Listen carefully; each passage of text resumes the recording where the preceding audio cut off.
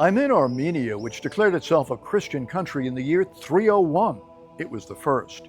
Monks have been coming to meditate in places like this ever since. So it seemed a logical place to come and do a brief reading from a chapter on Michael Holleran, an American Catholic priest who spent 20 years as a monk in one of Catholicism's most cloistered monasteries. From the chapter.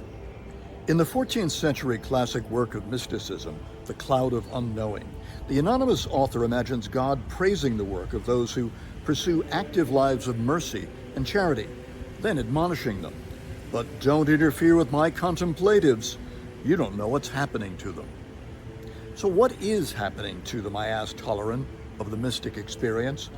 He reminded me that Teresa of Avila, the 6th century Spanish saint, used the analogy of the caterpillar and the butterfly to describe to her nuns the spiritual metamorphosis of the soul through all-consuming prayer.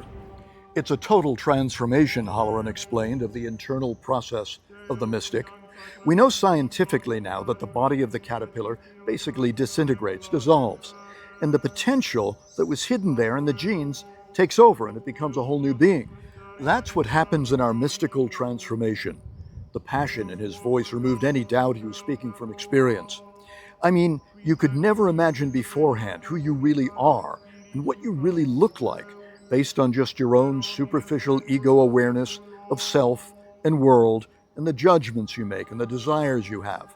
All of that is totally reshuffled, totally transformed. Another Christian mystic, Cynthia Borgel, described her insight into the Trinity as arriving with a whoosh and providing, as she put it, a breathtaking glimpse of the journey of divine love into time, through time, and out of time, from Alpha to Omega, from origin to final consummatum est.